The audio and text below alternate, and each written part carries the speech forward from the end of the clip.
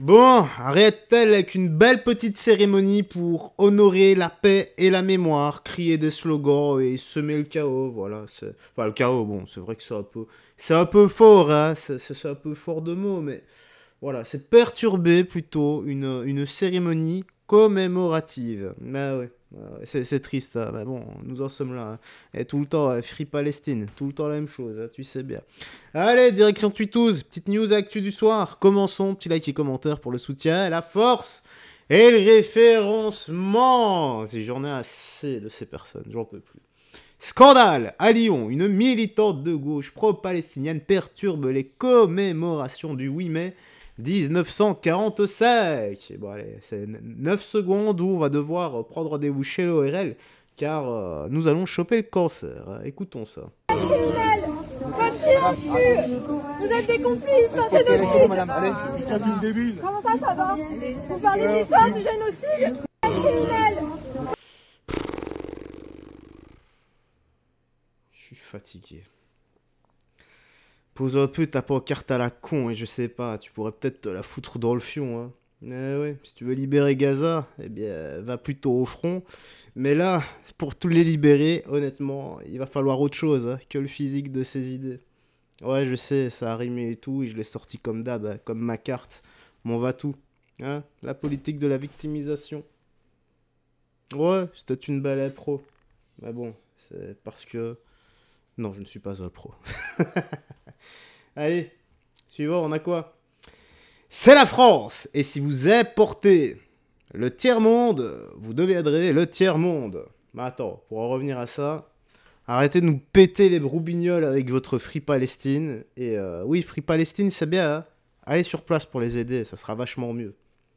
Ouais, voilà, vous prenez l'avion, vous y allez. Il n'y a pas besoin de ticket retour, hein. Je sais bien que à la première escarmouche, vous allez tomber raide mort, hein. Surtout pour les LGBTQ+, qui vont aller les aider, il n'y a même pas besoin de la première escarmouche, hein. Ils vont très bien vous accueillir et ils vont voilà, ils vont vous faire du sale eux-mêmes, quoi. Les Palestiniens ne sont pas en adéquation avec vos valeurs. Voilà. Et vous n'êtes pas en adéquation avec les leurs, mais vous pensez. Ça s'appelle l'Utopie, les gars. Ouais, je dis pas mes amis, hein, parce que vous n'êtes pas mes amis, mais les gars, ça c'est de l'utopie pour vous. Et là, je parle pour les LGBT, qui ne sont absolument pas mes amis, même si je vous adore, hein, je vous aime, les gars. Paix et amour, hein, et la paix sur vous, et j'espère sincèrement que Jésus-Christ vous libérera, et vous ouvrira les yeux pour retrouver le côté lumineux de la force. Ouais, on fait tout ici, on est dans le Seigneur des Anneaux, Star Wars, tout ça mélangé, tu vois, ça donne une quête totalement épique où il faudra récolter les cristaux dans Crash Bandicoot. Bon allez, voyons le tiers-monde, ça ressemble à quoi?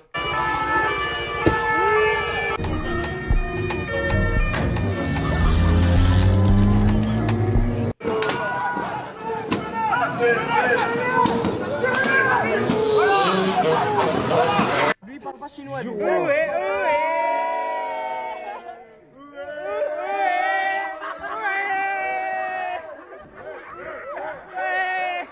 Je me pose juste 2 secondes. Bon, il reste 13 secondes de vidéo, mais je suis obligé de mettre pause. Bon, je dirais pas le tiers-monde, hein. Je dirais le tiers d'un cerveau. C'est plus ça, non? Voilà, c'est le tiers d'une matière grise. Dis-tu normal?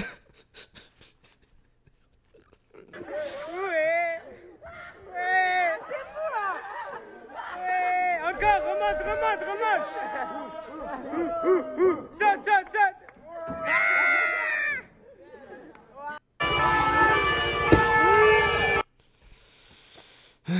Voilà, c'est une bande de golemons, une bande d'abrutis, c'est une bande de cons, une bande de racailles, c'est une bande de sacs à foutre, une bande de dégénérés mentaux. Ouais, je peux continuer comme ça pendant tout le long de la vidéo, mais je vais m'arrêter là. Je vous plaît, les gars, je vous plaît, sincèrement. Ah oui, j'avais vu cette vidéo. Donc, cette Anglaise a décidé de ramener les déchets des voisins jetés dans la rue, in the street. So, on va regarder la petite vidéo et nous allons en faire notre propre avis, bien sûr. Et je vais essayer de traduire si ça parle bien, si je comprends bien l'anglais. Attends, j'ai compris this fucking bastard. Ça commence bien. Now this scruffy bastard has just tipped all his shit Ok. down the side of our house. Tipping the garden, Joe. On va éviter de traduire.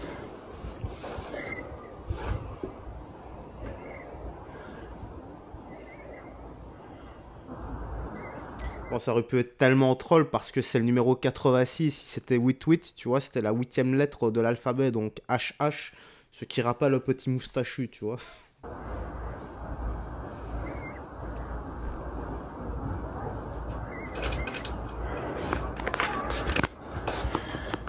This is your rubbish. Outside of our garden. Ce sont vos affaires, en gros, c'est vos déchets. Your fella tipped that outside of my garden last night. En gros, ils ont jeté ça dans son allée. Bon, bah voilà comment on éduque quelqu'un. En gros, ils ont jeté ça près de chez elle, dans son allée, si j'ai bien compris.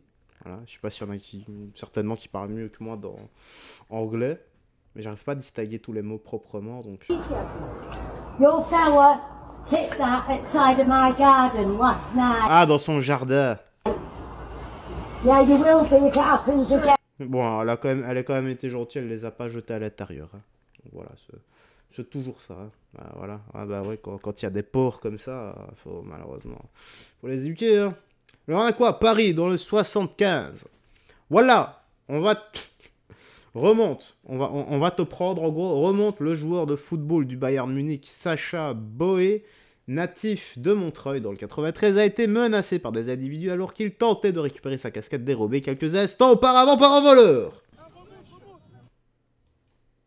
Voilà,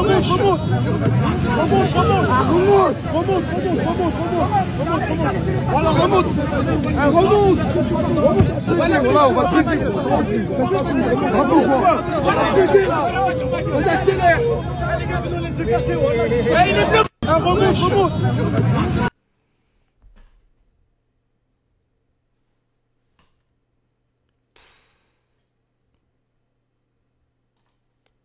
Passe de commentaires. Hein. Que voulez-vous? Pauvre mec, quoi.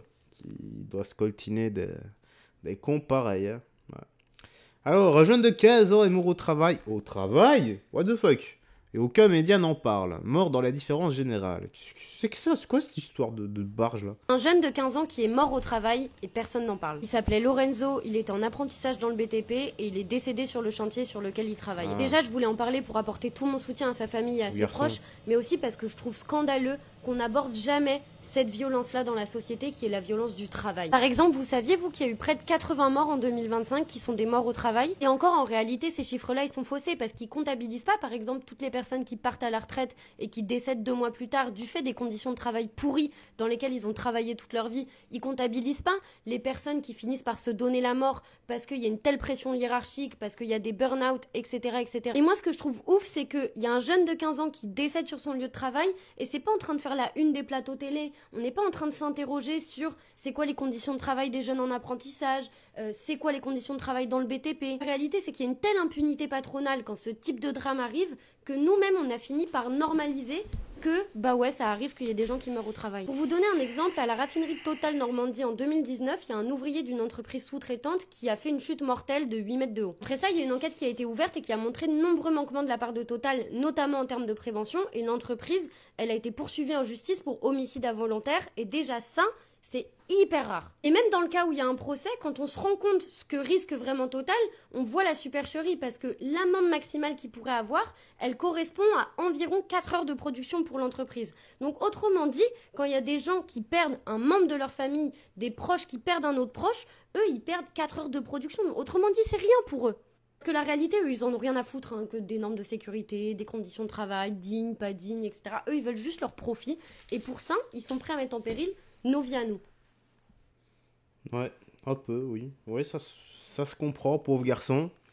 Et pauvre personne, oui, qui décède au travail, ou comme elle a dit, hein, juste après être pensionné, quelques mois plus tard, qui ne peuvent même pas profiter un peu de leur liberté.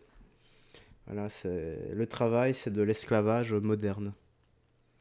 Attention, parce que là, en fait, on est en train de basculer dans le...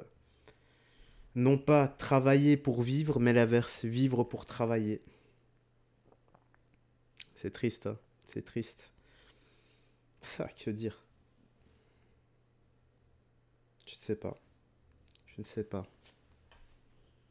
fait juste de la peine. Et à part dire RIP au petit garçon de 15 ans, et courage à sa famille, je ne vois pas, et c'est pas dans l'ordre des choses de devoir perdre son enfant. Ça doit être ce qu'il y a de plus déchirant au monde pour un parent. Allez, on va finir ici, quelle honte. Maguelia, bon, mon avis, si on regarde ses précédentes vidéos, c'est dans la continuité, donc dans la politique certainement encore, ou alors un meurtre et le mec a été relâché, ou je ne sais les autres, donc politique ou meurtre encore.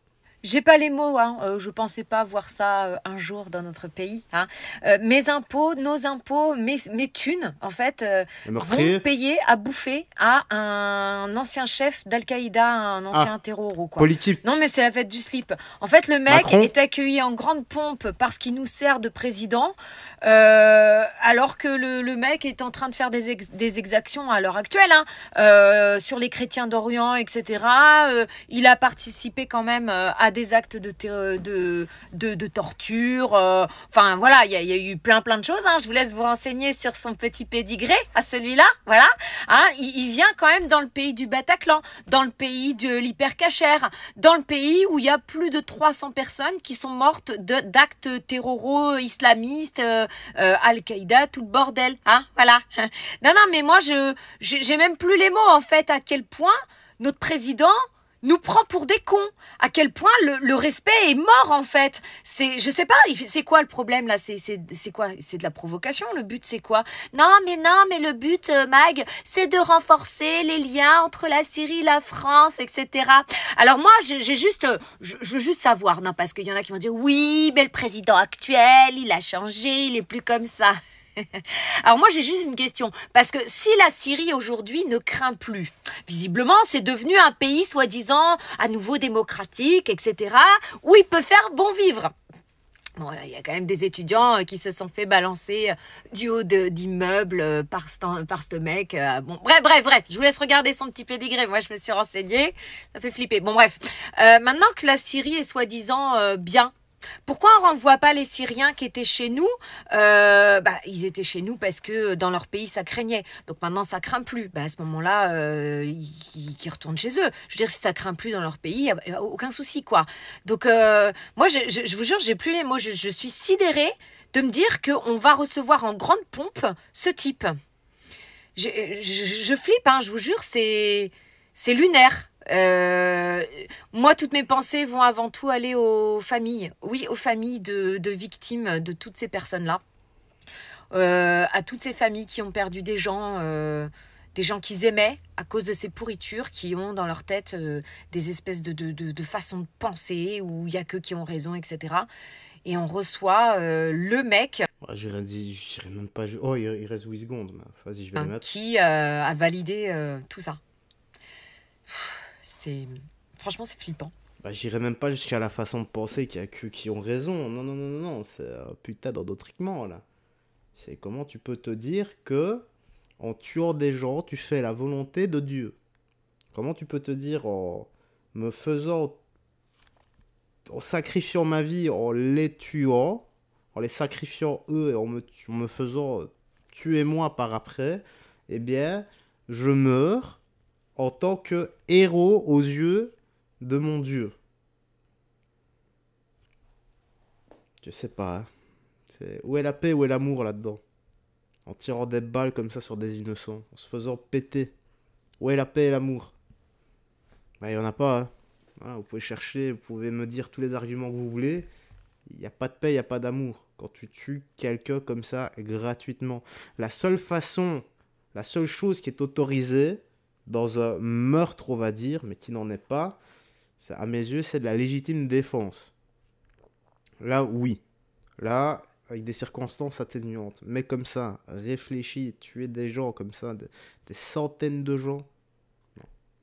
Non, je vois pas. Surtout tout le temps au nom de la même divinité qui n'existe absolument pas. Le Allah du Coran n'existe pas. Parce que c'est tout sauf paix et amour, les gars. Enfin bref, paix et amour, moi je vous dis, et la vraie, celle de Jésus-Christ. Garde la foi, le chemin, la vérité et la vie, que Jésus-Christ te bénisse, et dis-moi toi, ce que tu penses de tout ça dans l'espace commentaire. Ciao. Faites très attention à toi.